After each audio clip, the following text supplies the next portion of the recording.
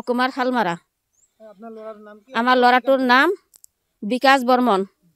আমাৰ ল'ৰাটো গেছিল গুজৰাট কাম কৰিবা। গুজৰাটৰ পৰা 15 তাৰিখে ওলাই আহিছে কোম্পানীৰ পৰা। ওলাই আহিয়া 20 তাৰিখতে হাওৰাৰ ব্ৰিজ পাইছে।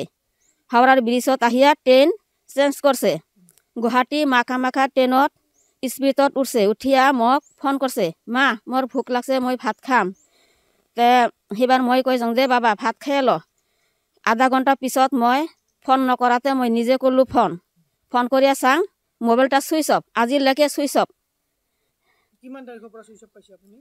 মই 20 তাৰিখৰ পৰা ছুইচ অফ পাইছোঁ মোবাইলটো। আপুনি থানাত জনাইছে এতিয়া? থানাত জনাইছোঁ। থানাই একো হেৰি লোৱা নাই, আমি মানে গুৰুত্ব দেৱা নাই। কিমান বয়স হ'ব? 19 বছৰ।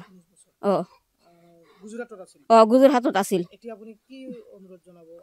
এখন আমি কিবা কয় হিমন্ত বিশ্ব শৰ্মাক অনুৰোধ কৰি জনাং, মই অকলে থাকোঁ, মোৰ একটাই ডাঙৰ ল'ৰা।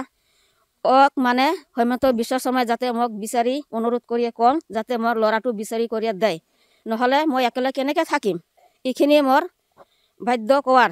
সঁচাই বহু দুখৰ বিষয়। যোৱা কালি মোৰ ঘৰত আপোনালোকে দেখি থকা এই দুখীয়া বৃদ্ধা মাতৃগৰাকী মোৰ ঘৰত গৈছিল। তাৰপিছত মোক তেওঁলোকৰ ঘটনাখিনিৰ বিষয়ে ক'লে। যোৱা 20 নৱেম্বৰত তেওঁ নিৰুদ্দেশ হৈছে। তেওঁ গুজৰাটত কাম কৰিছিল। তেওঁ বিকাশ বৰ্মন। তো তেওঁ 2-3 মাহ গুজৰাটত কাম কৰাৰ পিছত তেওঁ ঘৰৰ অসুবিধাৰ কাৰণে ঘৰলৈ আহি থকা অৱস্থাত আমি এই মাতৃগৰাকীৰ পৰা জানিব পৰা মতে হাওৰা ব্ৰিজ আছে, সেই হাওৰা ব্ৰিজৰ ষ্টেচনত তেওঁ নামিছিল আৰু হাওৰা ষ্টেচনৰ পৰা তেওঁ এতিয়ালৈকে নিৰুদ্দেশ হৈ আছে। ট্ৰেইনত উঠা বুলি কৈছিল মাগৰাকীক, তাৰপিছত তেওঁ নিৰুদ্দেশ হৈ আছে। আমি পিছত মই এই মাতৃগৰাকীৰ আমাৰ ঘৰত যোৱাৰ পিছত মই জিলা প্ৰশাসনৰ লগত যোগাযোগ কৰিছোঁ আৰু মই বঙাইগাঁও পুলিচ প্ৰশাসনৰ যি অতিৰিক্ত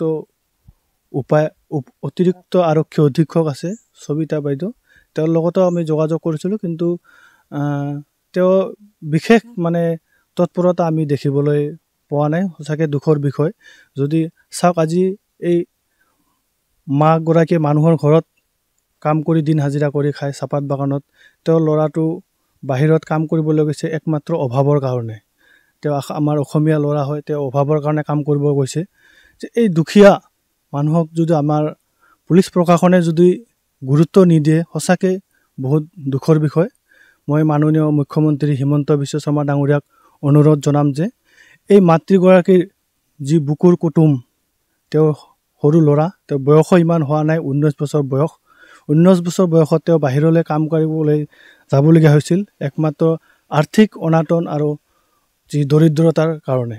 তো মুখ্যমন্ত্ৰী ডাঙৰীয়াক মই অনুৰোধ জনাম যাতে মুখ্যমন্ত্ৰী ডাঙৰীয়াই এই ক্ষেত্ৰত মাতৃগৰাকীৰ মুখৰ ফালে চাই যাতে প্ৰশাসনক যাতে এটা নিৰ্দেশনা দিয়ে যে অতি সোনকালে যাতে তেওঁৰ আমি খবৰখিনি পাওঁ যে ক'ত কেনেকৈ কি হৈছে, নে তেওঁ কোনোবাই দুৰ্বৃত্তই তেওঁক মৃত্যুই বা অপহৰণে বা কি কৰিলে সেই বিষয়ে আমি জানিব বিচাৰিছোঁ। কিয়নো মাগৰাকী আপোনালোকে দেখা পাব এতিয়াও কান্দি আছে। তেওঁ আজি প্ৰায় এসপ্তাহৰো বেছি সময় হ'ব আৰু। তো জিলা প্ৰশাসনে যাতে এই ক্ষেত্ৰত অলপ তৎপৰতা দেখাই এই মাতৃগৰাকীৰ যি সৰু ল'ৰা আছে তেওঁক যাতে আমি তেওঁৰ খবৰটো যাতে পাওঁ, তাৰ কাৰণে বিশেষকৈ মই বঙাইগাঁও পুলিচ প্ৰশাসনক অনুৰোধ জনালোঁ।